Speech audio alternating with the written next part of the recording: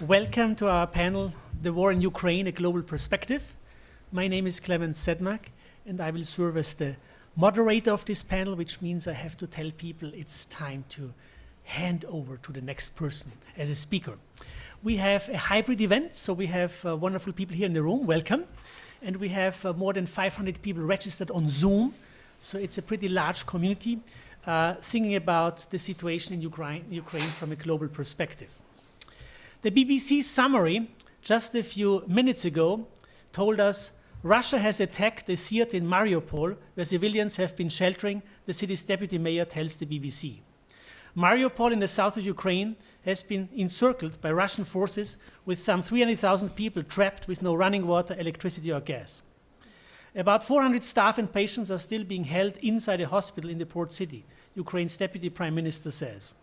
Meanwhile, Russian forces have killed 10 people standing in line for bread in the northern city of Keough, Ukraine's prosecutor general says. Earlier, President Zelensky repeated his plea for a no-fly zone and called for more sanctions on Russia in an address to US Congress.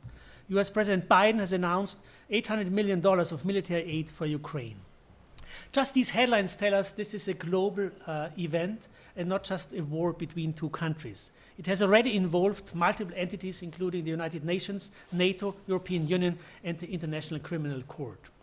So this afternoon, we want to explore the global dimension of the Ukraine war with a wonderful panel. We have 6 panelists, one virtually present with us, Mariana.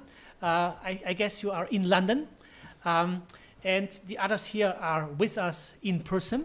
I will introduce our panelists in the order of speaking, not in the order of how they are sitting here. So this is a little bit challenging, but this is what I'm doing. So we start with Mariana Kozintseva, who is an alum from the Kroc Institute with a master's degree in 1992. She's the founder of Turning Point Macro and a visiting faculty as the SKB Institute for Financial Economics at Singapore Management University. She will join us from England virtually, and thank you for that, Mariana. We have then David Cortright, Director of the Global Policy Initiative and Special Advisor for Policy Studies here at the Keough School, and Professor Emeritus of the Practice here at the Kroc Institute. Then we have Erin Corcoran, the Executive Director and Associate Teaching Professor at the Kroc Institute. We have Asher Kaufman, the John Reagan Director and Professor of History and Peace Studies at the Kroc Institute. Then we have Keough, who is Associate Professor of Political Science here at the University of Notre Dame. And then our final speaker who will reflect on the inputs will be Father Andrij Hlabse, a Jesuit and theology Ph.D. candidate from the University of Notre Dame and from Ukrainian descent. So the choreography will be, we have allocated 8 minutes per panelist. We will start with a video that Mariana wants to show. And then Mariana has maybe another 3 minutes after the video. And then we move on to David, Erin, Asher, Kerry, and Father Andrij. And after that, we have time for Q&A, both virtually and in person. And the Kroc colleagues will help us work the magic with getting the questions to the panelists. Thank you, welcome all, and may I please give the word to Mariana. Thank you so much, Clemens. It's a privilege to be here and to be able to speak to both the current students and to all the people over the world who are dialing into this event. I would like to start with a video which has been prepared specifically for this event by Ukrainian volunteers. One of them is also dialing in. Her name is Anna Vlasuk. She actually used to be a deputy director of Office of National Investment Council, but this afternoon she became a video director putting this together. So let's start with a video which delineates the situation in Ukraine. The video will contain profane language as well as images that are quite disturbing. We'll be showing you dead people, but that is the reality of war in Ukraine.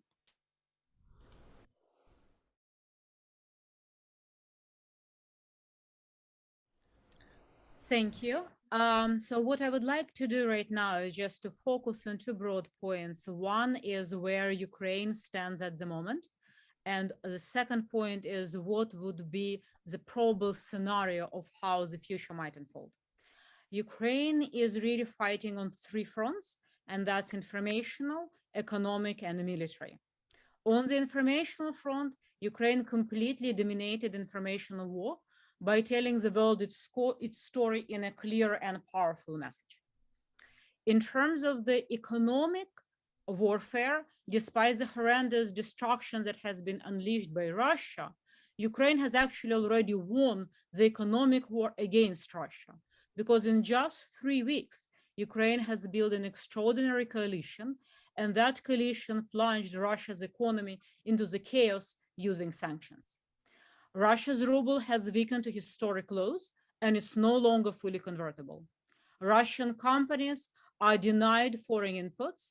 They cannot export. They cannot access global capital markets. They are heading for defaults. Russia's sovereign default is expected on April 15. Foreign goods are disappearing from Russia's stores. Russia's foreign assets are being frozen, and most of the talented Russian professionals are leaving the country. Situation, however, is not as good on the military front. Ukraine has actually effectively stalled the Russian offensive despite being outnumbered 5-1, and at this morning begun to counterattack. This was not expected by either Russia or the West. There are 3 reasons for that. First of all, that is because after decades of corruption, Russian armed forces tend to be poorly trained and also poorly equipped. Secondly, is that in addition to Ukraine regulars, there is also an augmentation by territorial defense. And that's why I wanted to show you this video. The first piece was showing the organized territorial defense of how people are standing in line to get weapons to defend their country.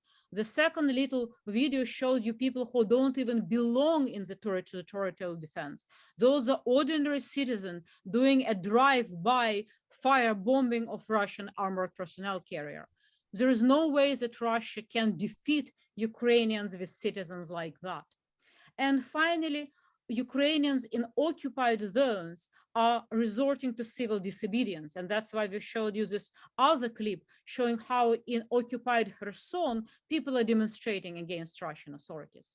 The problem is that since Russia is unable to break Ukraine's fighting spirit, it has resorted to war crimes by targeting civilian population and by creating a humanitarian crisis, and in fact also pending ecological crisis, which it's only the information about that you're going to start hearing in the next few days. There are already over 3,000 civilians that are killed on official numbers. That's only in Mariupol and in Kharkiv. But as you have seen from this video, the actual toll in just Mariupol might be higher. The estimates are already at about 20,000 people. And if Russia does not stop the blockade, there is a potential of at minimum 50,000 and perhaps as high as 300,000 people dead. And those people will be dying from bombs, but also from dehydration and from starvation. In addition to that, Russia has also, a couple of days ago, Russia has issued the order to start cutting all of the trees on Ukraine's territory in order to create ecological disaster. Moreover, as of yesterday, Russia started to shell seed banks as well as meat and poultry producing plants and farms in order to create food crisis. And on the top of everything, there is a non-zero chance that Russia may deploy biological or chemical or tactical weapons. This is what we are hearing from the intelligence pipeline. So how does the future can play out in the condition like that? I describe it, there's 4 basic scenarios that we can think about. I call them Putin is kaput, Third Reich reloaded, Dr. Strangelove, and Reykjavik. So here are the scenarios, how I would delineate them, and also my subjective probabilities. Putin is a kaput is a scenario representing the end of Russia's invasion of Ukraine following internal regime change in Russia. That means that Russia withdraws and pays reparations. Those who committed war crimes are tried in The Hague. Russia and Ukraine would rebuild their relations, although it will take some time. Sanctions are lifted. Russia is reintegrated into the world economy. At this point, a possibility of that scenario is about 40%. The second scenario called is a Third Reich reloaded. That option represents Russia's tactical victory over Ukraine, for example, capture of Kyiv, Kharkiv, Mariupol, Odessa, and few other cities, a forced peace with Russia, military administration by Russia installed on parts of Ukraine, and Russia's strategic defeat. Because let's be clear about something, Russia can no longer receive a strategic victory of Ukraine. It can only receive a tactical victory. Under those scenarios, sanctions will intensify, turning Russia into a complete pariah state. Internally, Russia will continue to abolish all freedoms and will introduce some type of a martial law. So the probability of that scenario is about 20 to 25%. Then there is a scenario that I call Dr. Strangelove in reference to the famous American movie. Under this scenario, Russia is unable to break Ukraine's fighting spirit. Putin goes bonkers in his bunker, and he uses either tactical, chemical, or biological weapons against Ukraine. Parts of Russia, Ukraine, and Belarus will be contaminated and will become a wasteland. NATO will be forced to intervene militarily, putting boots on the ground. Russia might respond either proportionally or disproportionately. So I would say the probability of that scenario is about 10 to 15%. It's actually not that low.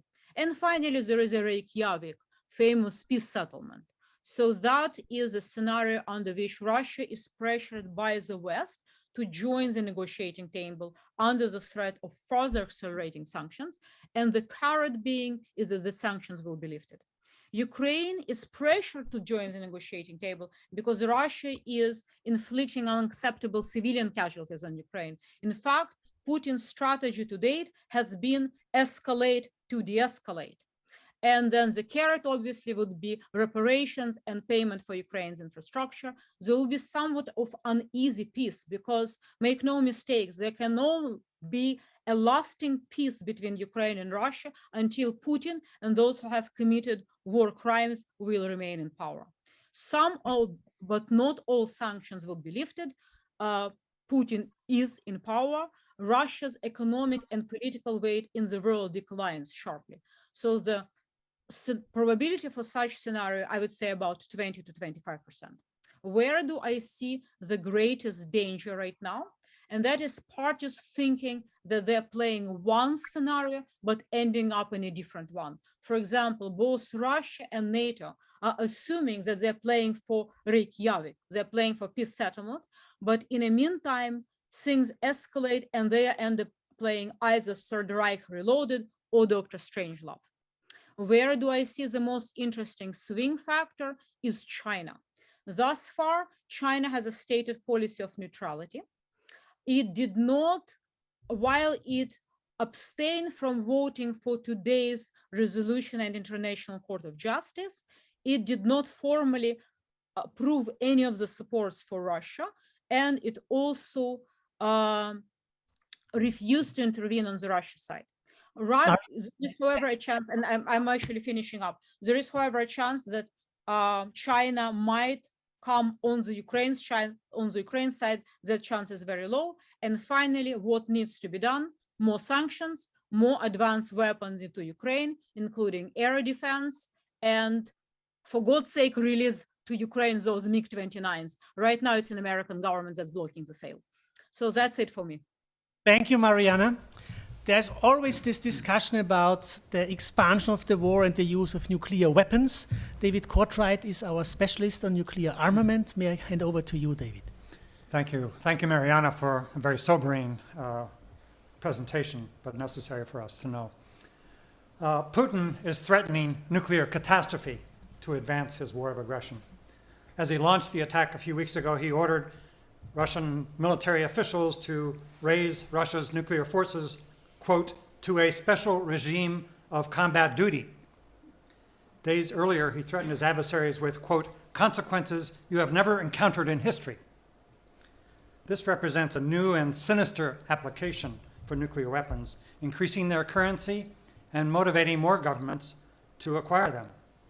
As the International Atomic Energy Agency Director Mohammed al-Baradei wrote last week, Russia has reintroduced nuclear weapons as a central component of geopolitics. and has greatly heightened global nuclear insecurity. Nuclear war is now within the realm of possibility, Secretary General Guterres said at the UN on Monday. War between Russia and NATO has become a frightening possibility, and the risk to nuclear war is real and cannot be dismissed. Putin's nuclear saber-rattling shatters the myth that nuclear deterrence prevents war and is an instrument of peace and stability. This crisis shows that nuclear weapon states can use their arsenals as a shield to carry out conventional aggression and proxy wars. And Putin is using his nuclear weapons to dissuade other states from coming to Ukraine's rescue. Nuclear blackmail, plain and simple. There is no equivalency between US policy and what Putin has done. There can be no justification for this grave act of military aggression in direct violation of international law. But it is important to recognize, I think, that the US has also used nuclear threats to advance its objectives. The former head of the US Strategic Command in charge of all nuclear weapons, Admiral Charles Richard, said last year, quote, "We must acknowledge the foundational nature of our nation's strategic nuclear weapons as they create the, quote, maneuver space, unquote, for us to project conventional military power strategically." Was it a mistake for Ukraine to sign the Budapest Memorandum and give up its nuclear weapons in 1994, as some argue? There were nearly 2,000 nuclear weapons on Ukrainian soil after the breakup of the Soviet Union, but Ukrainian authorities never had control over those weapons. The command and control and launch systems always remained in the hands of Moscow. Ukraine did not have the ability to use those weapons, nor the facilities to store and maintain them. It's possible that perhaps through reverse engineering and years of work and vast expenditures, Ukraine might have developed a nuclear weapons capability, but they would have paid a huge price politically for attempting to do so at that time. The tragic irony of the 1994 agreement is that Russia joined with the United States and the UK in pledging, quote, to respect the independence and sovereignty in the existing borders of Ukraine. That's the text that Russian leaders signed. The parties also offered to provide security assurances for Ukraine. But of course, Putin long ago shattered that pledge and now threatens the country's very existence. What are the policy implications of all this? Let me mention 3 items, 2 that are immediate and 1 that's long-term. First, US and NATO officials should continue their current policy of military restraint. The Biden administration has kept its cool and has been admirably restrained and has not reciprocated Putin's nuclear moves. The administration even postponed a regularly scheduled intercontinental ballistic missile flight test to avoid any misunderstanding or perception of provocation. The administration is right, I believe, to supply defensive weapons for the Ukrainians to defend themselves, but it is also important to support civil resistance in Ukraine and Russia, as Lisa Shirk and others here have advocated. And this will be the subject we will examine in another event on Ukraine next Tuesday at noon. So please join us as we continue the conversation in that program. The second item I want to mention is the need to provide a diplomatic off-ramp to try to end this war and reverse this aggression. Former US Ambassador to Russia, Michael McFaul, wrote the other day in the Washington Post that the US and its European allies should specify that the draconian sanctions that have been imposed on Russia will come off if Putin withdraws his forces and ends this war. The US should also continue negotiations on strategic stability that have been underway over the last year and that intensified in the weeks before the invasion. The makings of a deal, I think, are evident, although it'll be difficult to reach them. An immediate ceasefire and complete withdrawal of Russian forces, and as Mariana mentioned, reparations for the damage, the destruction they've caused. A pledge of Ukrainian neutrality outside of NATO, and negotiation of new strategic weapons on intermediate nuclear forces and conventional forces in Europe to update and replace the agreements that were reached on those issues at the end of the Cold War. The third and much larger issue is existential. We are facing an abyss now. the nuclear nightmare humankind has always feared since the dawn of the atomic age, a madman with a bomb. In this case, a ruthless despot with thousands of bombs. One who is increasingly unhinged, as McFall writes, who is, quote, vengeful, erratic, delusional, as David Remnick writes in the recent New Yorker. The disutility and horrors of nuclear weaponry are starkly revealed. Some US politicians want to double down on nuclear insanity and fund even more nuclear firepower now, but as Daryl Kimball writes in the Bulletin of Atomic Scientists, that would be a dangerous mistake. Proliferation pressures are already increasing around the world, and we don't need more nuclear weapons now, least of all from the US. Once this war is over, we need a serious reckoning with the role of nuclear weapons, Kimball writes, and a return to the now largely abandoned global agenda of reducing nuclear dangers and striving toward their eventual elimination, as Catholic social teaching urges, and as President Reagan and the first President Bush pursued 30 years ago. Arms control negotiations are important and can help to establish dialogue without rewarding Putin's aggression and nuclear blackmail. The history of the ending of the Cold War illustrates that arms control can be a pathway toward resolving current differences while also increasing international security over the longer term.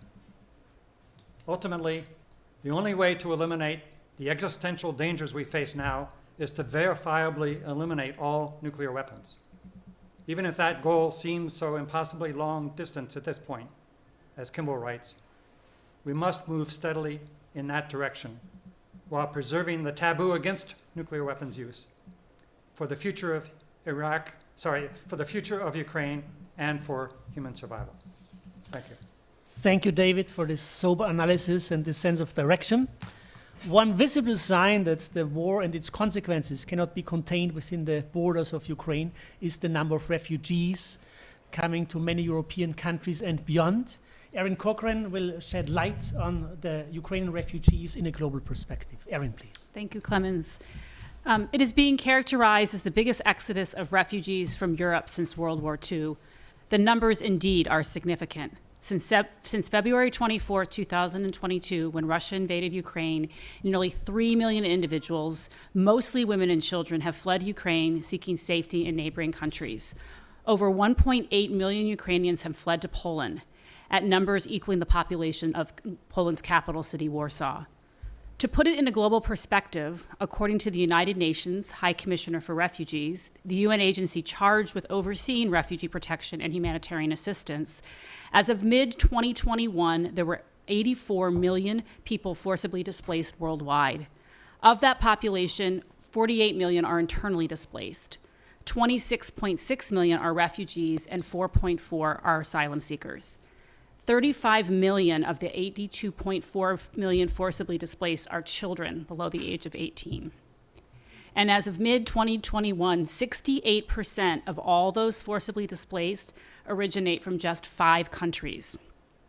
Syrian Arab Republic, 6.8 million, Venezuela, 4.1 million, Afghanistan, 2.6 million, South Sudan, 2.2 million, and Myanmar, 1.1 million.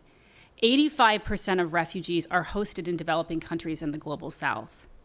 After 10 years, Syria still remains the world's largest refugee crisis. More than 6.6 million Syrians have been forced to flee their homes since 2011, and another 6.7 million people remain displaced inside the country. Syrian refugees have sought asylum in more than 130 countries, but the vast majority, approximately 5.5 million refugees, live in neighboring countries within the region, such as Turkey, Lebanon, Jordan, Iraq, and Egypt. Turkey alone hosts the largest population of 3.6 million. So the scope of the Ukrainian refugee crisis in many ways mirrors other larger refugee crises of the last 20 years. Large movements of individuals, including many women and children, fleeing violence in search of safety, safe haven, and legal protection. Yet the Western press coverage of this crisis has been problematic, and that it has portrayed Ukrainian refugees as somehow more deserving of protection because, quote, they look more like us, unquote, or because they are coming from Europe and not the Middle East or Africa. Indeed, seeing these subconscious bias against non-white refugees surface in Western media is troubling and immoral. All refugees deserve to be treated with dignity and respect. Regardless of where a refugee comes from, they are human beings and are such entitled to basic human rights. These are certainly valid criticisms. However, I want to turn the focus of the rest of my remarks to what I think has been positive approaches to this crisis in unprecedented ways. Most significantly, it's the approach to the invasion of Ukraine has been the best contemporary model of responsibility sharing. And this responsibility sharing is an underexplored concept in refugee law and policy, but one worth replicating. Once the Russian invasion commenced, neighboring European nations opened their borders to Ukrainians and many others living in Ukraine. On March 3rd, the European Council unanimously approved applying the 2001 EU Temporary Protection Directive to individuals coming from Ukraine. This directive was originally approved in 2001 in the aftermath of Yugoslavia and Kosovo wars. The Temporary Protection Directive is an extraordinary scheme that grants immediate and temporary protection to people coming from non-EU countries. This directive, which has never been used before, is designed to circumvent asylum procedures and processes which can be incredibly bureaucratic as well as time and resource intensive, and it provides immediate assistance for those fleeing violent conflict. Pursuant to the directive, the protection will apply to Ukrainian nationals and their relatives, as well as long-term refugees or residents from other nationalities who are unable to get back safely to their country of origin, like Afghan refugees who were in Ukraine. Individuals will be immediately given resident permits valid for at least 1 year, and that period can be automatically extended for an additional year. Then member states can decide to extend the exceptional measure if the war continues to rage in Ukraine. The protection can be granted by any EU country, not only by the first country reached by the refugee. In recent days, the national rail companies of Germany, Austria, France, and Belgium are offering free of charge tickets for Ukrainian refugees who wish to cross the continent and reach their country of choice. For those who fled their homes without their passports or any other means of personal identification, the Commission says member states can relax border controls and allow them to enter their territory so they can reach a safe location where ID checks will then be carried out. Displaced Ukrainians can bring their personal belongings without being subject to traditional customs duties. To be clear, individual EU states and the United States, as well as many other countries, have granted temporary protection for refugees before.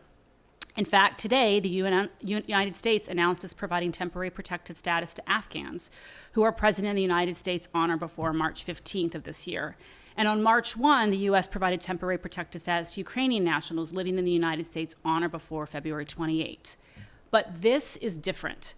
The relief that is being granted by the EU is general and it is prospective. It applies not only to those who have already fled Ukraine, but those who will flee later. In the recent past, while the individual EU states ultimately granted an overwhelming majority of protection requests from Syrians, these decisions were made by individual EU states with varied and many procedural hurdles. Also, the current temporary protection order directive is generous in its definition of family, to include not only spouses and minor children, but also other close relatives living living and are dependent on the sponsor. The forced displacement of nearly 3 million individuals fleeing Ukraine again highlights many of the pathologies of the current international refugee regime. Most often, states neighboring refugee-producing countries bear the largest burden of taking in large influxes of displaced persons over short periods of time. Often, such states are disproportionately affected and they are ill-equipped to meet the resource, administrative, and security challenges of hosting large numbers of displaced persons. In addition, international refugee law focuses on providing protections to individuals who have a well-founded fear of persecution based on a very narrow set of circumstances and overlooks systemic concerns such as handling large groups of individuals at once, fair distribution, and the obligation states may have to each other in addressing the refugee crisis at hand. In an ideal world, no one would be forced to flee their country and their home to survive. The decision to flee is often a very difficult one. Family life, school, communities are all disrupted. Responses to such precarity should be compassionate, timely, and easily obtainable. I would argue that the EU's recent decision to employ the temporary protective direction is a model for how nation states can effectively engage in responsibility sharing and eliminate procedural hurdles that often re-traumatize those who have fled. It recognizes the inherent dignity of all persons and that those who are fleeing violence and safety are worthy of immediate protection. This EU response should be a model for handling mass displacements and situations in the future. Thank you. Thank you, Erin, also for this ray of hope, so responsibility sharing as a new model. We shouldn't forget that behind all these numbers, there are individual faces and stories. And the panel's topic is still Ukraine war, global perspective. So we have another global perspective. Asher Kaufman will talk about the Middle East triangle, Iran, Israel, Syria, and the war in Ukraine. Asher, floor is yours. Thank you very much. And I'm sorry to tell you that I don't have any ray of hope to share with you in my presentation, not much at least. So I spent a spring break in Israel on the couch with my folks watching TV almost around the clock, and the report was obviously incessantly on the war in Ukraine, and some of the observations I will share with you are based on this experience of spending that week in Israel and seeing how the war in Ukraine is being understood and presented in Israel. And I'll speak briefly about 3 entry points that Russia has in the Middle East, all related to Israel in one way or the other. One is the Syrian civil war and Russian involvement in that war. The other is Iran nuclear deal, and that is directly related to David's comments, and I perhaps make some reference to what David was saying. And the last but not least, obviously, is Israel and Israel's interests in the war. Israel has put itself right at the center of the war in many respects. A very small country, but for a variety of reasons has been really placed in a central location with regards to this war. So very quickly about the Syrian civil war, observers have already noted that Russia is using in Ukraine right now what it used to be doing in the Syrian civil war, indiscriminate bombardment of civilian targets, hospitals, infrastructures, propaganda tactics in order to scare the population, to incite people to leave en masse their homes, all in order to dispirit the opposition, the fighting forces, and to create eventually a humanitarian crisis that would lead to the loss of the opposition forces. It wasn't only Russian that was doing that, but also Syrian forces and other groups, military groups that were involved on the side of the Syrian government. That worked relatively well for Syria and Russia in Syria. And there were a few reasons for the success of these tactics. One was that Syrian opposition was divided to begin with. The second one is that the Syrian population as a national community was historically and continues to be historically divided along ethnic, religious lines, including rural city divisions in Syria. And if you look at Syria today, Syria as a national community is completely decimated. There is no such thing as a cohesive Syrian national community in Syria itself. Syria is an idea now that refugees hold in their heart, in their memories, but in Syria itself, there is little left of a national community, of a viable national community. As we all know, the international community, the so-called international community, the West by and large, allowed Russia to pursue its policies in Syria. There were various reasons for that. One of which I think is that it was, to some extent, perhaps a point that Erin was making earlier, an authoritarian power supporting an authoritarian government, an authoritarian power in Russia supporting an authoritarian government, Syria, and it was taking place in the Middle East, and it was easier for the so-called West just to let things as they were. And at the end of the day, it was also, I think, implicitly convenient for many countries to keep Assad in power, because who knows who would take the leadership of Syria if it wasn't Assad. When we look at the Ukrainian case, we see that 3 weeks into the war, these tactics are not yet actually are not working. I should say not yet working, or we do not know what will happen in the future. But what is very clear in terms of differences between Syria and Ukraine, is that what we see is a very strong, cohesive Ukrainian national cohesiveness. That if Ukraine survives this war, you can just think about the books that will be written about Ukrainian nationalism, and that this war is a formative moment in the cohesiveness of Ukrainian nationalism in opposition to Russia. The Ukrainians already have that page or that section in their book of history, national book of history, the Holodomor of the 1930s, and I think that would be another chapter in the history of how Ukrainian nationalism has solidified around this challenge. So that's one. How much time do I have? 4 more minutes. 4 more minutes, okay. I should go faster. And the international community, of course, in this context has been really remarkable in its response to what is happening in Ukraine. And I wonder, how would the war in Syria look like if half of the sanctions that are imposed now on Russia were imposed on Russia back then when the Syrian civil war was raging? I do not know. It's worth noting when we compare the two cases that it took the Russians and the Syrians months and months, perhaps years, to subdue the opposition. The city of Aleppo was besieged for months and months on end, and at the end they succeeded. We are now only 3 weeks into the war, and we do not know how that would unfold in the future. Much of it has to do with the pressure on Russia and the ability of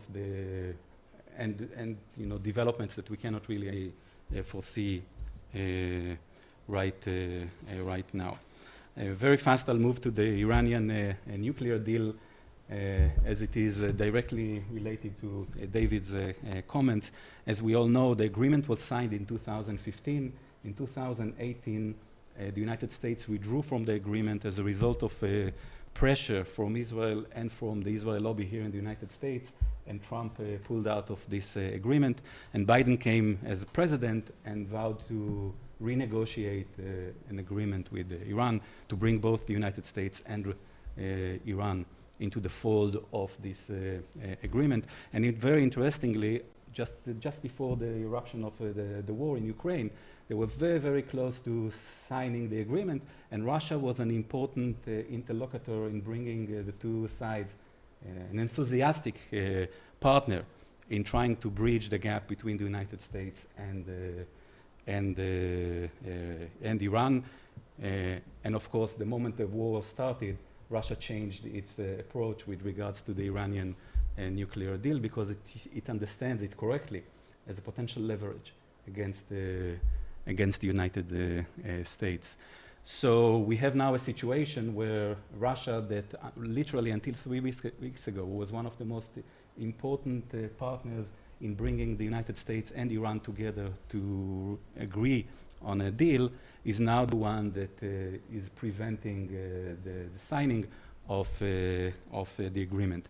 If there is no agreement, then we are facing further risk of nuclear proliferation in the Middle East. We are facing further deterioration of security matters in the Middle East, and that may be to the benefit of Russia right now and to Putin, that is looking for, if not, a way out through further escalation. This is one of the, I think, the dangerous parts of the whole thing, is that for Putin now with his back against the wall, I'm sure he's thinking about how to further escalate matters so that it's not only him versus the United States, but the conflict actually expands beyond that. One point about what David was saying about concerning how countries may want to actually now have nuclear weapons as a result of what happened in Ukraine, we see that Iran is really, really anxious about signing this agreement. They want to sign the agreement and they want to return to a regime of supervision of the nuclear plants because they want to remove their own sanctions. So Iran is now actually behaving not in a way that others anticipate, wanting to have nuclear weapons, but perhaps suggesting a potential different approach to that. Last but not least, I have 1 minute. 30 seconds is good. 30 seconds. Whoa. I wanted to spend, the last next 10 minutes to speak about Israel, because Israel provides us with really fascinating perspectives of what is happening in Ukraine. Formally, Israel is neutral. And it is neutral because it sees Russian presence in Syria and in a way that what is said in Israel, that Israel shares a border with Russia, simply because of Russian presence in Syria, and therefore its interests with regards to this war and with regards to not making too many waves vis-a-vis Russia are really important. So there is on the one hand clear neutrality, the government neutrality, because Israel wants to retain free hand in Syria in its indirect and direct confrontation with Iran and Hezbollah in the Lebanon. On the other hand, public opinion in Israel is overwhelmingly in support of Ukraine. And the interesting part of this for me, again, sitting in the living room with my folks and seeing how it unfolds, is this great desire to be part of the so-called Western liberal democratic world.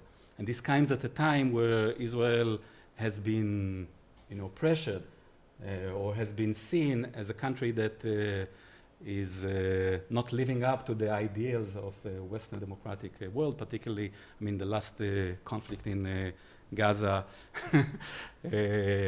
in May 2021. I can speak more and more on Israel, but perhaps I should stop here because I want to keep a good relationship with Clemens, and I will be happy to answer more questions in Q&A.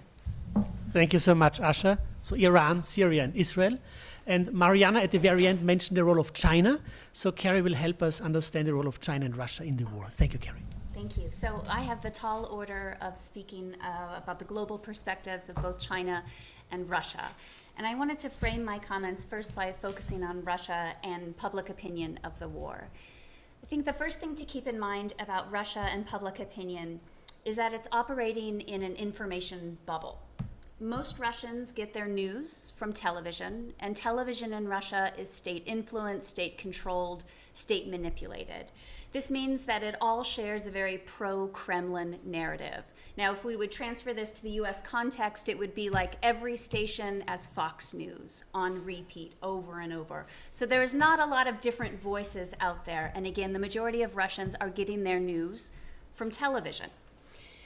So state-influenced media, how they are discussing the war in Ukraine. First of all, it's not a war. It's a military operation. Russia is on the defense. It's playing defense. It has no choice. It's backed into a corner by the US-led NATO forces. Ukraine is described as a colony, a puppet of the US, and Russia is simply protecting the Ukrainian people from their neo-Nazi government, which has alignment with terrorists and drug addicts. It's been accused of crimes against humanity, including genocide. So there's a whole host of misinformation being spewed from state-influenced media in China. Now, the horrific bombing that we witnessed of the maternity hospital in Mariupol, this is being described in Russian media as staged. The women that we saw on stretchers, these are actors. And this propaganda is incredibly powerful within the bubble of Russia. And it's also being echoed by other influential voices within Russian society, including the Patriarch of the Russian Orthodox Church. Now, in some ways, this is a very difficult narrative to sell to ordinary Russians. After all, Russian history books still teach that Ukrainians fought and died alongside Russians in World War II, Many Russians have family members living in Ukraine. There are historical linkages, linguistic, religious ties between both countries. So in order to propagate this narrative from the Kremlin, we've seen an intensification of two strategies of control in Russia over the past several weeks. First, a tightening of control of information. Controlling of outside information, social media, Twitter, Facebook, Instagram, these have all been blocked and censored. Mark Zuckerberg's Meta is now described as an extremist organization by the Russian government. We've also seen the shutting down of independent, critical media. So Russian journalists who have been the minority voices of dissent, whether this is on radio or television, these groups are out of business now. There's also increasing costs of dissent for ordinary Russians, those who are taking to the streets in protest or voicing their criticism online, or journalists. We know there have been demonstrations in at least 20 cities across Russia. 15,000 Russians have been arrested. And in response to this, there's been new legislation passed in Russia, misinformation legislation, which carries a 15-year prison sentence for those who are accused and convicted of sharing misinformation about the Russian military. Now, to be sure, there's misinformation legislation on the blocks in Russia. It's been there since 2019, but the previous fine was 15 days. So we go from 15 days to 15 years. I want to suggest this is not something that has happened overnight, nor since February 24th. Putin has been in power for 22 years, and over these decades, he has centralized control around himself, at the same time dismantling Russian democracy and targeting opposition, targeting opponents, targeting anyone who's willing to criticize his regime. Putin has moved Russia in a very autocratic direction, and many Russians are also victims of the propaganda machine.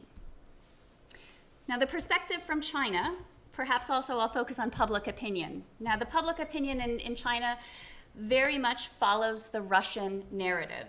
So Chinese media is also state-run, like Russia, but there's far more control, there's far more censorship within the Chinese context. And the coverage, as I suggest, follows this Russian narrative. It's not a war, the causes are US-led NATO expansion. Now, what's important about the Chinese coverage is that it is amplifying Russian conspiracy theories and disinformation in ways we have never seen in the past. For example, Chinese media is reporting Zelensky has fled the country in the first few days. Ukrainian soldiers are laying down their arms and welcoming Russian troops. Also, recent conspiracy theories in Chinese media that the biolabs are working on behalf of the US Department of Defense as part of our chemical and biological weapons program. Now, the source for all of these in the Chinese media is accredited to RT, or Russia Today, essentially a pro-Kremlin media outlet. And the point of sharing these examples is that Chinese media, for the first time, is really amplifying Russian propaganda and disinformation. Now, the Chinese government, on the other hand, is giving a much more measured response. At the outset of the conflict, it's been calling for de-escalation, dialogue among all sides. President Xi Jinping has called for peace talks. But thus far, Xi has stood fairly close to Vladimir Putin. China, as Mariana mentioned, abstained from voting at the UN on condemning Russian attacks. And Chinese government representatives at the very highest level have recognized Moscow's legitimate security concerns and also blamed the United States for backing Russia into the corner. We've also seen reports about Sino-Russian friendship being described as rock solid and boundless. And I want to suggest that this boundless friendship is in many ways a marriage of convenience for Xi and Putin to counter the West, to counter the United States, and to suggest that it will have reputational costs for China. For standing by Putin and not denouncing the war will cost China over time. Now, you may be wondering why China hasn't denounced. Why haven't they stood up? I think one explanation is the Chinese government was very surprised. They were surprised at the Ukrainian resilience, that this was not a weekend operation like Crimea. They were also surprised at the extent of Western coordination. the extent of European and US coordination, the idea that the West and NATO was asleep at the wheel has not been the case. A second explanation why China continues to stand by Russia is there are some benefits for China. The global spotlight is on Putin and Russia. It's not on China. So it gives the Chinese government some flexibility, some room to move.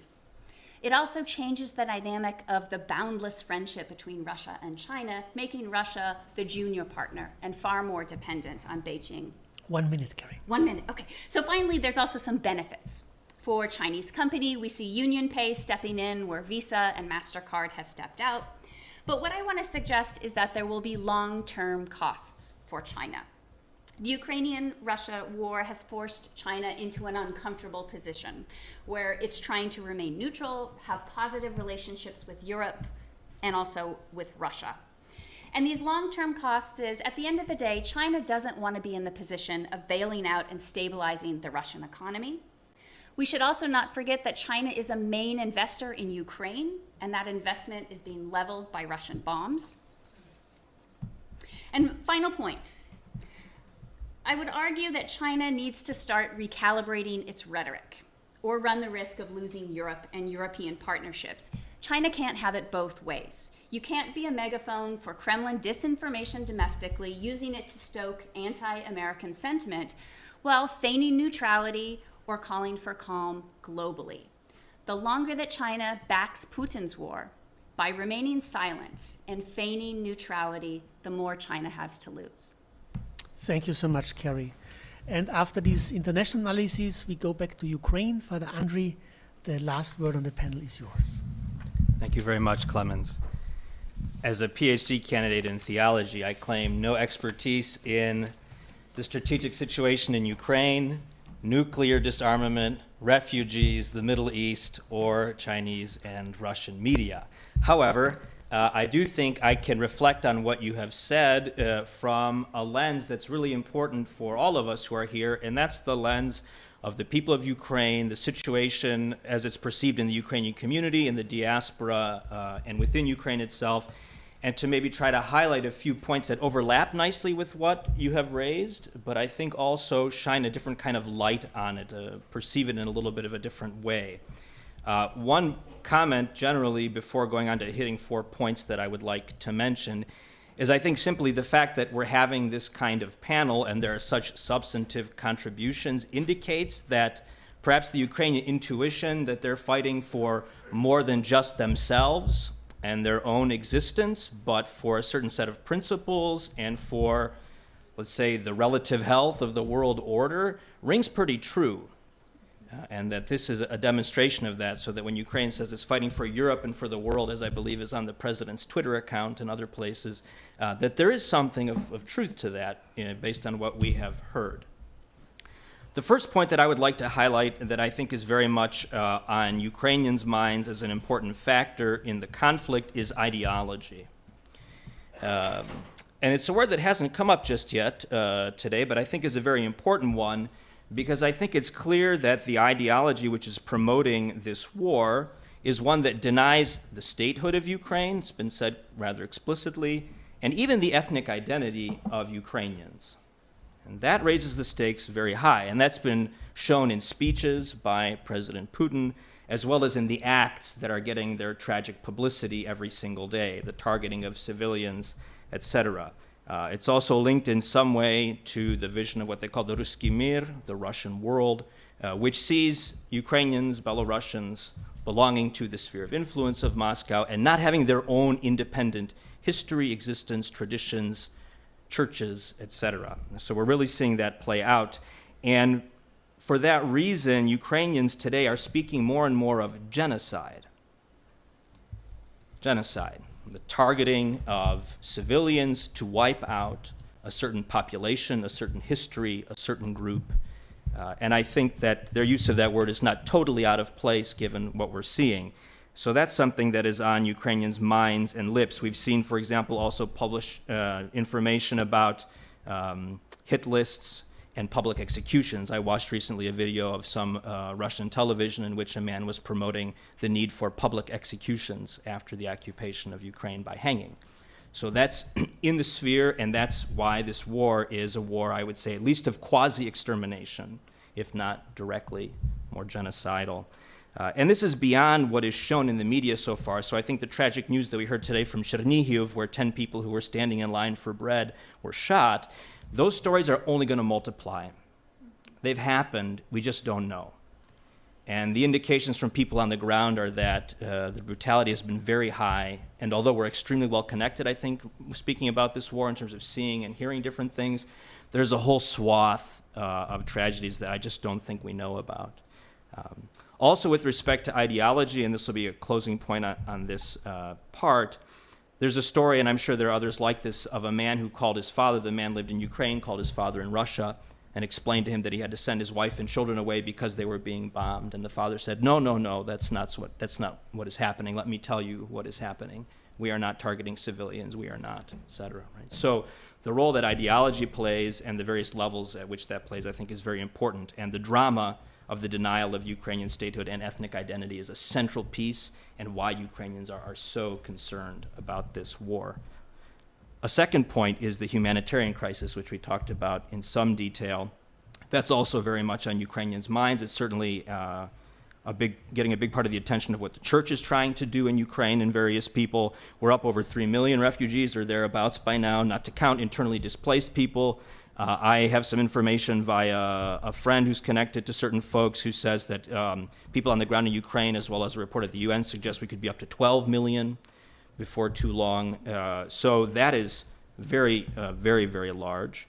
And obviously people who are fleeing into the west of Ukraine, internally displaced, which has now been attacked more, as well as into Poland, other EU states.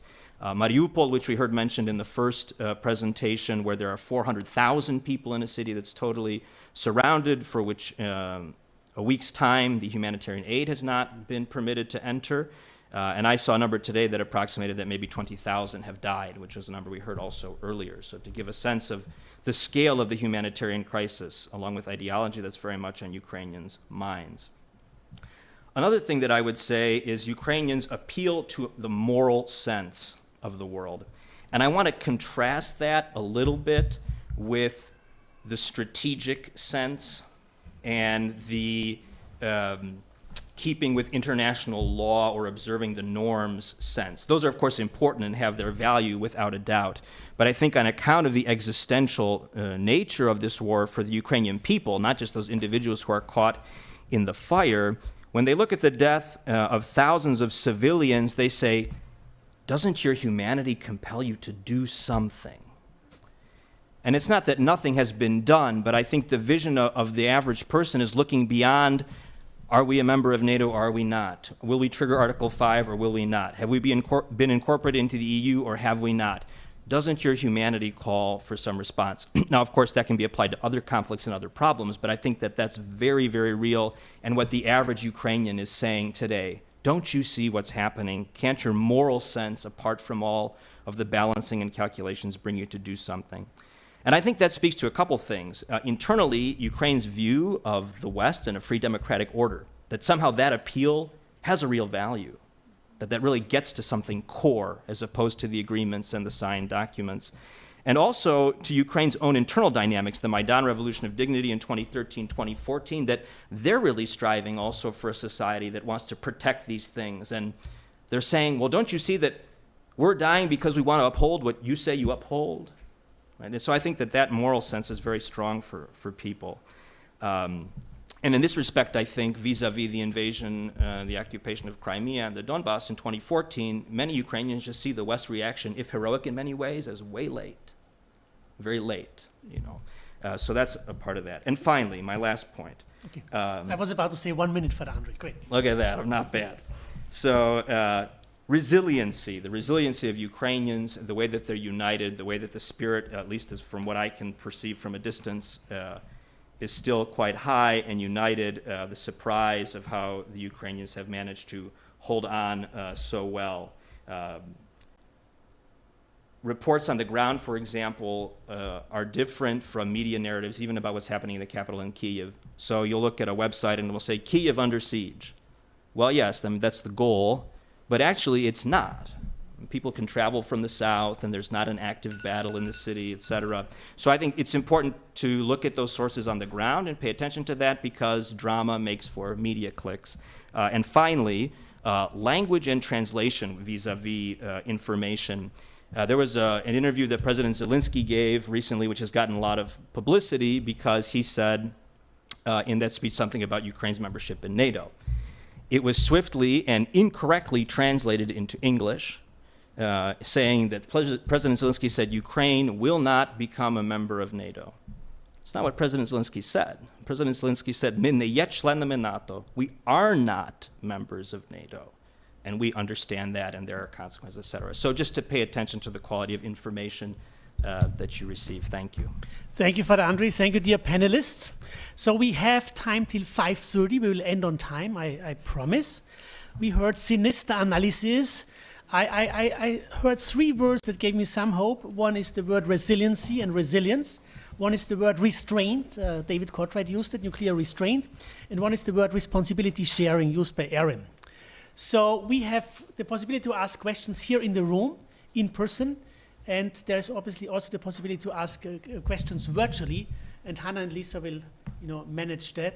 And please be brief in the questions, and could you also indicate to whom you would like to direct the question? That would be helpful. Floor is open. Taras, please. So we are going to actually start with some of the online questions because we've gotten so many. Oh, okay. So, sorry, Taras. She's my boss, I guess. Okay.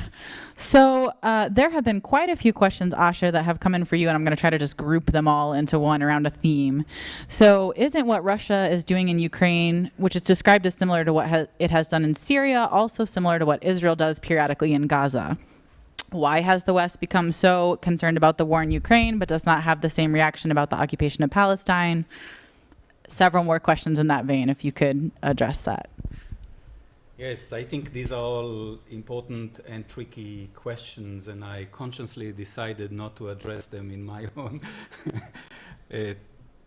own presentation. I mean, I think you can always find parallels between violent conflicts, but I do think that in the case of Israel-Palestine and this one, there are also distinct differences. So. What I do note again from my own observation when I was in Israel last week is that Israeli public feels very, as I was saying earlier, very comfortable in actually not trying to draw these comparisons. But when when the radio building was bombed in Keough, immediately people made references to the bombing of the radio building in Gaza and Israel's targeting of civilians. I think you can find parallels if you want to, but I also think that there are enough similarities so that a comparison is maybe not as needed at this stage. Others have already spoke about what aboutism, what about and at this particular moment, because of the gravity of what is happening in Ukraine, I think it is important that we do stay focused on Ukraine. Thank you. More questions from the virtual realm? So we can have Taras. Yeah. Great. And then we have you, sir. Yeah, thank you very much for all your contributions by which you put the war in Ukraine into a global context. And my question goes actually to Professor Kaufman as well, because you mentioned that Putin will look for different ways of escalation when he will be losing, more ground. And one of the ways is to look for any places outside of in the world where some conflict could be inflamed, could be started. And I wonder, what are these places? Are there places in the world where Putin really has influence so that, to divert attention of the world from the war in Ukraine? Thank you, Taras. Let's say quick response from Asha, and then we would also like to hear Carrie and David on this question, escalating through Putin. Please. I think there different ways Putin can aggravate a greater conflict. If he targets a NATO state, that is a clear declaration of war.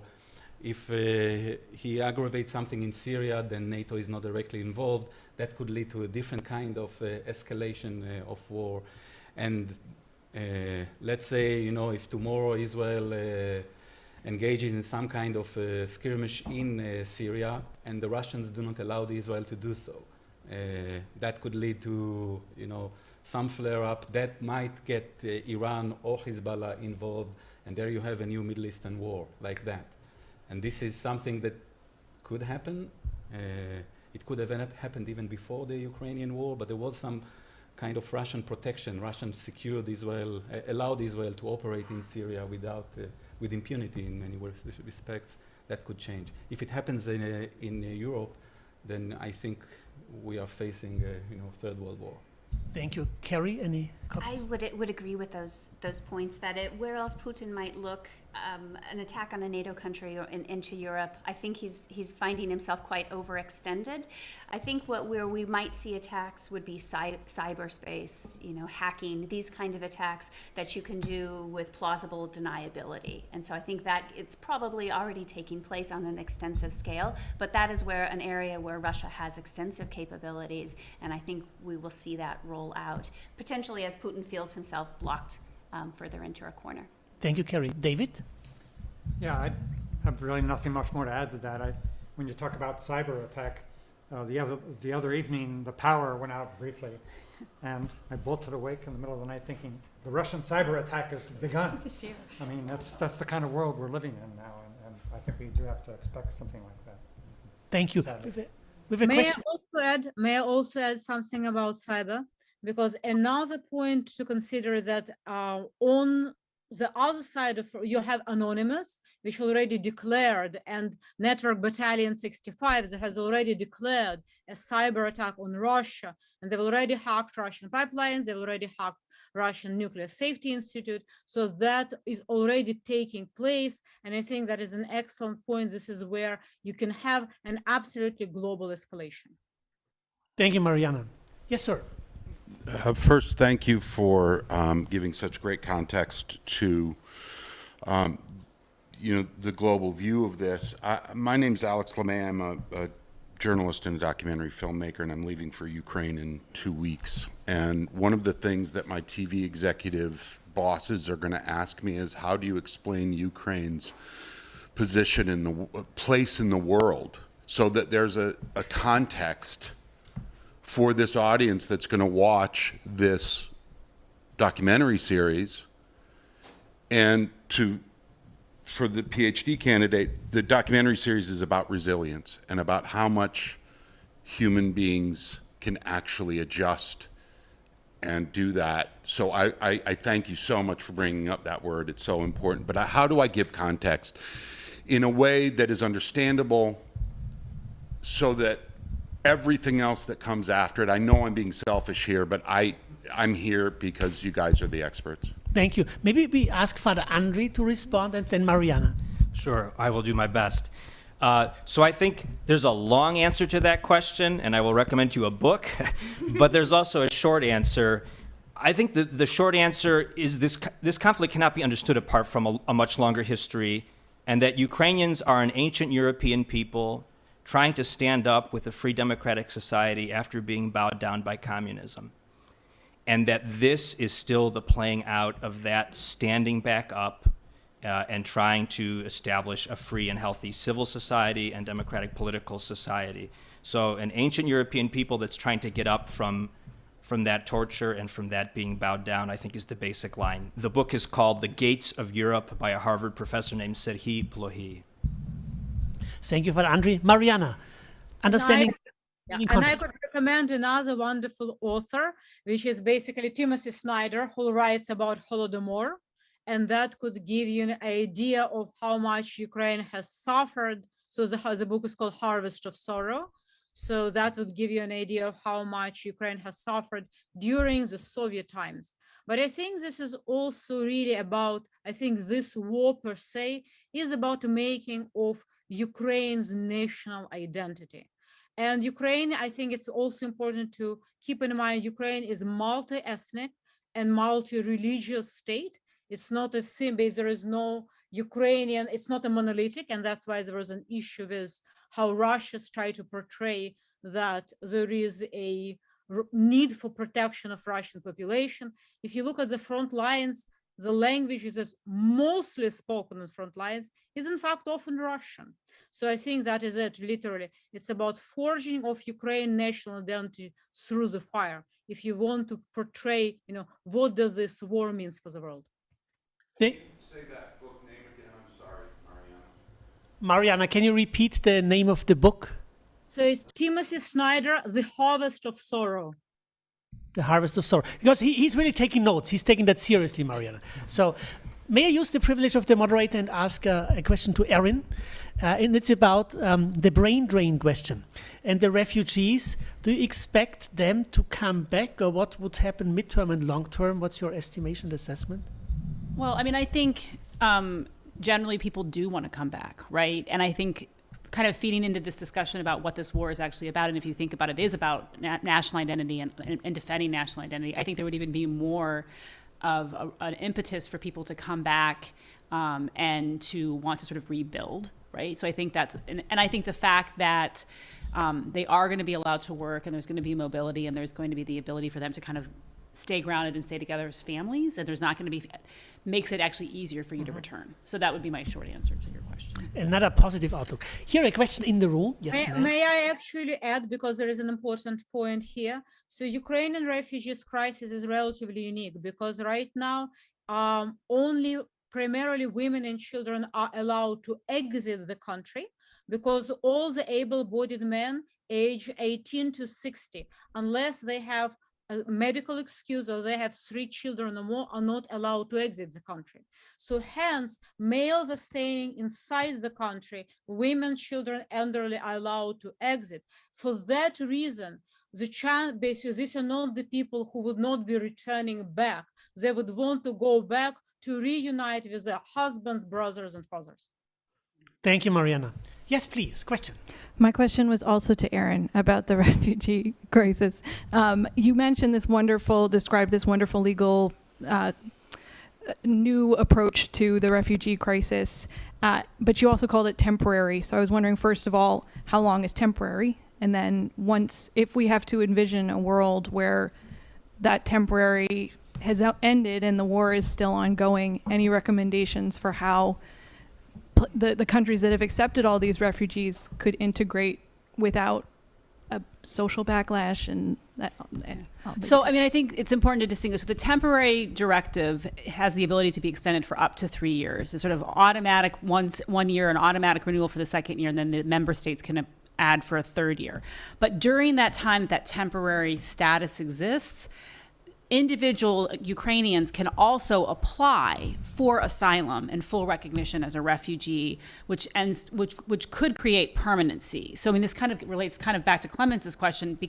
If they are given that permanency, they could then, in theory, remain like they would remain in the U.S. or in any other EU state under the status of a refugee. And then often most states have a process by which you can then be naturalized and become a citizen of that country once you're given asylum.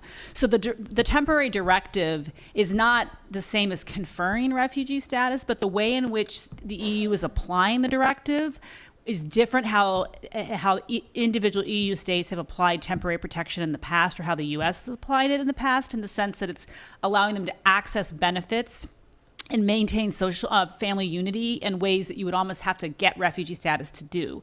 So in some ways, it's sort of a different kind of mid to short-term way to deal with the crisis, but it doesn't prevent people from then actually accessing the asylum system in the EU. They can still continue to access that going forward. Thank you. We have 9 minutes left, and we have 2 questions in the room. Any urgent virtual questions, or can we attend to the 2 questions here? Lisa. There are quite a few questions online. We can also promise to share those with the panelists afterwards so that you hear the feedback from people. One thing I might share from Professor Gwendolyn Purifoy that came through is how might historical patterns of invasions and occupation and resulting material destruction shape what diplomatic discourse looks like over the next few weeks? She didn't say who that was for, so I don't know if someone wants to take that. Who wants to talk about diplomacy? David, he's our diplomat. Yeah. Well, I think the diplomacy, I outlined a few concepts. It's very complex. There is the diplomatic relationship between US, NATO, and Russia, which is what I addressed. But there was also the diplomacy of the European states, primarily France and Germany, with Ukraine and Russia, about the situation on the ground in Russia with the eastern zones, status of NATO or not, and the like. Both of those channels of communication were moving ahead in the weeks prior to the invasion. And the point I was making is we have to retain that memory of negotiation and try to sustain it as the conflict hopefully comes to the end. And I do think as the costs of the war and the occupation, which are bound to be horrendous for Russia, as they are terribly for Ukraine itself, hopefully the regime in Moscow will be looking for a way out. And that negotiation that's been underway can be there to be the potential path for resolving this situation. Thank you. Can we attend to the two questions in the room? Over here. Rashid, a South African question coming up. Thank you very much for a very fascinating discussion. I am, from the global South, and I thought, sitting here, and I thought maybe that's a disenfranchised voice. And I want to tell you that people in the global South are struggling with this. On the one hand, great empathy and solidarity with the people of Ukraine. But on the other side, not whataboutism, but looking at the hypocrisy and double standards.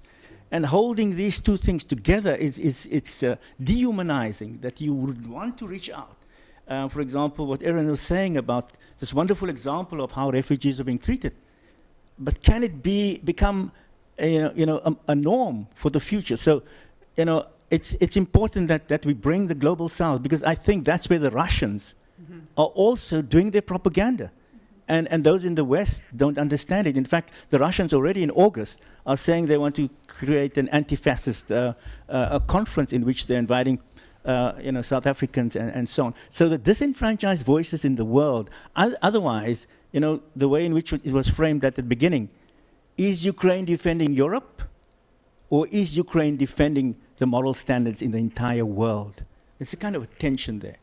So I would like to hear from the panel as to how we can use this moment, yes, to display unequivocal solidarity with the Ukrainians, but also to critique the global injustices and double standards which are inflicted so much of dehumanization on the world.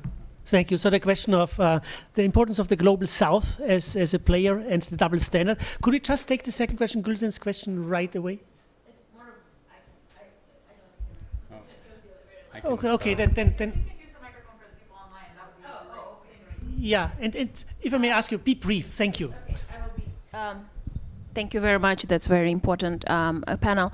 But I have several comments, and thank you for bringing this global South perspective.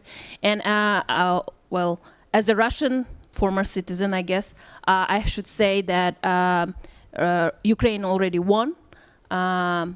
Putin and his regime created this notion when they don't like when people fight back, when people stand for their rights. And I have hundreds of people who I know personally are detained right now for protests. Russia is fighting back, and Russia does not want this war. But at the same time, I want to comment on China. So I don't believe that the same response of the world if China tomorrow steps into Kyrgyzstan or Tajikistan. I don't believe that this would be the world's response. And also I would like to ask a question, well, it's not really a question, but a comment. If tomorrow Syrian mercenaries, or Central African mercenaries will come back and will come and fight against Ukraine, are there anything that could be done? Because right now their Central Asian recruits are fighting in Ukraine with no weapons, no preparation, and very little amount of money. Thank you. Thank you. Thank you. So maybe Asha, you talk to Rashid, Carrie to talk to this question. Yeah. David, a very brief comment, and then we have a final word from Mariana, 2 sentences, and the final word goes to Father Andrij. Yes. I mean, Rashid, you asked a very, very important question that perhaps is tied to the first question that I was invited to respond to about Israel and Palestine. And it is related to what Erin was saying, that, I mean, there are double standards, and we are familiar with these double standards, the way the war is depicted, the attention, global attention to this war, because it takes place in Europe, and in this, you know, a war among nations, white people. At the same time, it's also very clear that this is the place where a third world war can start. And I'm not yet familiar with the conflicts in the global south that could generate a third world war, but this one might. So on the one hand, I completely see the point of highlighting the double standards, because they are there, they are present. You know, if going back to the Palestinian model, if Palestinians got, you know, half of the attention of what the Ukrainians are now getting, if the sanctions against Russia would have imposed against Israel, as so many Palestinians have been trying to do, it would have changed the dynamics of the Israeli-Palestinian conflict. But the world is not paying as much attention to that as it does to the Ukrainian-Russian. But a third world war could start there in Ukraine, Russia. And about the Syrian mercenaries, it's already happening. I mean, Syria has now began sending mercenaries $3,000 a head to go to Ukraine. I watched the time here, friends, so I see we have 2 more minutes. Yes. Carrie, 2 sentences. David, 1 sentence. Okay. 2 sentences. So to Rashid's point, just a very minor, thanks for bringing the Global South into our conversation. And I think 32 or 34 of the countries that abstained at the United Nations was largely countries in the Global South, which Russia has positive ties. And so that's a very important point. Thank you. Would things be different if it was China? Yes, that is the short answer. I think China is a very different beast than Russia, and that the West views China very differently, much more cautiously, much with a quite different lens. And so if China had ambitious empire-building plans for Kyrgyzstan or Mongolia, I don't expect, and we would see the same flood of refugees across Asia. I don't expect Thank to you, see Carrie. the same dynamic simply because there's no NATO. Thank you, Carrie. David, 1 sentence. Yeah, I'm very thankful to Rashid for the comment about the double standards, and recognize the importance of looking at the behaviors of the U.S. and its allies in the recent years, and recognizing that next year, this coming year, is the 20th anniversary of the war and invasion of Iraq, when the United States launched a war of invasion against another sovereign state, against international law, exactly, sadly, as Putin is doing. And we need to save our, make our understanding of this a key part of how we respond to the crisis from the United States perspective. Thank you, David. Mariana. 1 sentence. Yeah, almost. Mariana, one sentence, Mariana, please, only 1 sentence. Well, I'm sorry, I'll have to give you a pushback. It's a little bit more because it's an important point to make. It's not just anymore about the global south or global north. This is the first time where the war is being played on social media as much as it is being played everywhere else. And that's actually one of my pushbacks in terms of when you're describing Russia saying complete information control, that's not necessarily true. Most of the Russians were getting the information from Instagram, Facebook, TikTok, Vkontakte, and that's why cutting those channels has become such a big push for the Putin governments. But going back to the point of global south, I think that what we see right now in terms of sanctions, for example, they started as a top-down driven by governments, and that became a complete bottom-up movement. Companies are being pressured by citizen stakeholders to divest out of Russia. A lot of the things that you're seeing, you're observing that's happening, company putting out, that's absolutely grassroots perspective. And so my hope is that this would be the movement, and we already see that in decentralized finance. And I think there is also going to be a greater movement towards decentralized governance worldwide. So hopefully there are going to be no more such horrendous crisis somewhere else in the world. But if there is one, I'm sure that the response of the world would also be different than it used to be before. Thank you so much. And the very last word goes to Father Andrij. Thank you. One sentence with a few semicolons.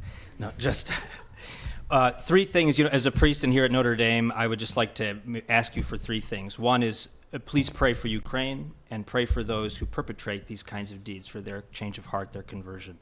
Please speak the truth. Continue to study this conflict. That will be a service to justice and will help to generate the moral strength and energy to give an adequate response. The truth has to be known, spoken, told. And finally, do what you can to act in solidarity through study and other acts. Start in your own circles, those whom you know who are connected. I'm sure there's many ways to contribute to help with humanitarian aid. So please do that. Every little bit counts. Thank you. Thank you so much. So we thank our panelists. We thank our tech team, Tim in the box here, and then Lisa and Hannah for making this possible. Have a good evening. Pray for Ukraine. Thank you so much.